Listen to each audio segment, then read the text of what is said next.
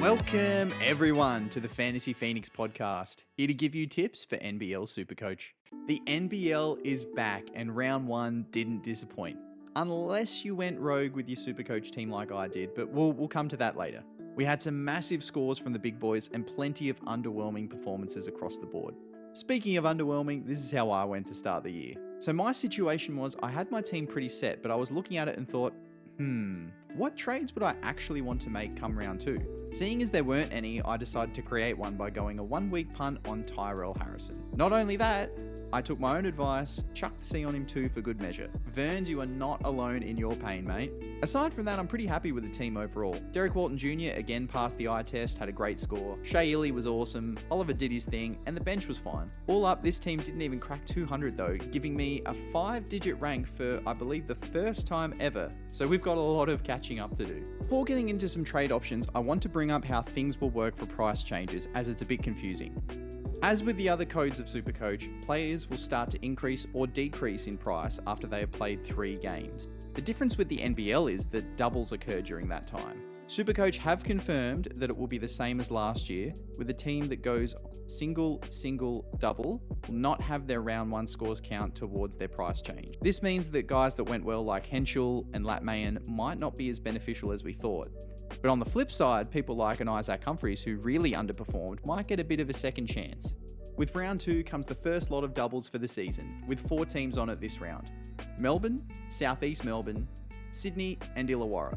But of those 4, only United have a double next week as well. With that in mind, let's take a look at players to potentially trade in or out in the buy, sell, keep, avoid segment. Buy are players that I think are good options to trade in if you don't already have them. Sell are players I think are options to trade out if you do own them. Keep are players that are being traded out by others but I think you should consider keeping. And avoid are players that are being traded in by others but I think you should consider avoiding. The first buy of the year, Darius Days. The Hawks' newest piece continued his hot form of the preseason, scoring a very nice 43 SuperCoach points. His attack on the glass looks fantastic and he still managed to comfortably double-double, even with his worst shooting performance in Hawks colours from the outside. He will come up against a stronger team as part of his double in Sydney, but I don't think that should put anyone off jumping on the Hawks' newest man. Sell, Bryce Cotton. Those that started with the Little Maestro had a great opening round, with the SuperCoach stud scoring what ended up being a modest 42 considering that first half. This week he transitions from going up against one of the worst defences to one of the best in the Kings.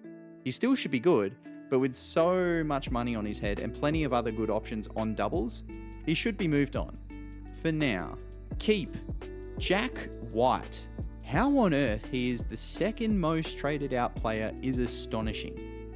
He did only score 19, but that was his break even, so he technically didn't underperform per se, but I do expect a much bigger round on his double this week. He passed the eye test, was involved in plenty, and most of, if not all of his turnovers, weren't really too bad. With Melbourne on back-to-back doubles, I can't see a world where anyone should be trading out Jack White.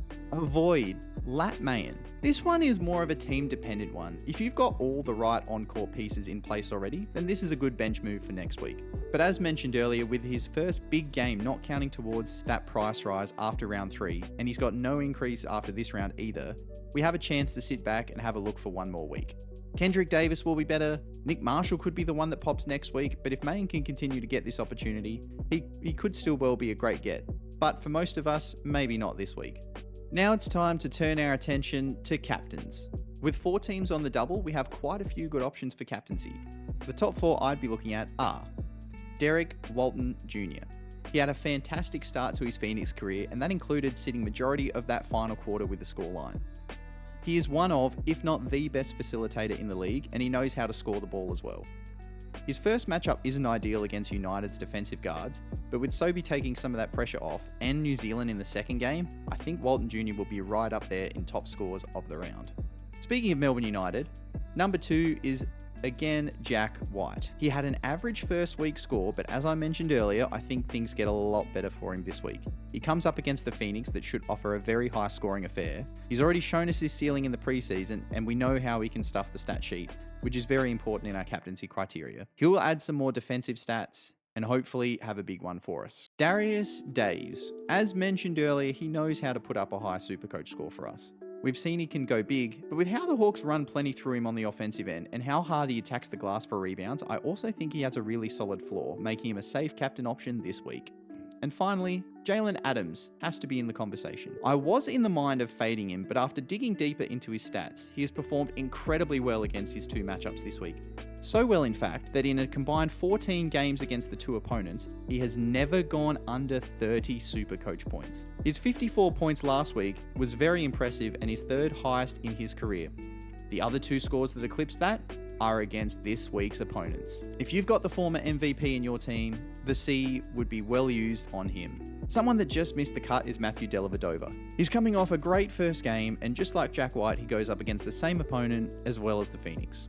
He averages over 30 in his last 5 against the 2 teams and should hopefully get to that mark in both games this round as well. For my team, the 1 week punt on Tyrell Harrison could not have gone any worse, so he's got to go from my team, with Darius Days the obvious option. I'm not decided on the other move. It's probably going to be a bench downgrade or sideways trade to have a little bit of money in the bank, make sure I get a price rise, and be ready to attack next week with the plenty of teams on the double then.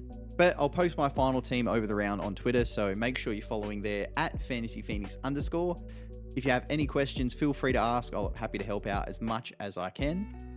Thank you everyone for tuning in. Hopefully that has helped you with your teams going into round 2. If it has, please consider hitting that like button and subscribing to the channel. We're almost at 50 subscribers, so that's a nice little milestone that we could hit for round 2. That would be awesome. If you haven't already, it's not too late to join our open league as well. I'll leave the code for that in the description below. Good luck for round 2, everyone. Trust your gut, have fun, and we'll see you in the next one.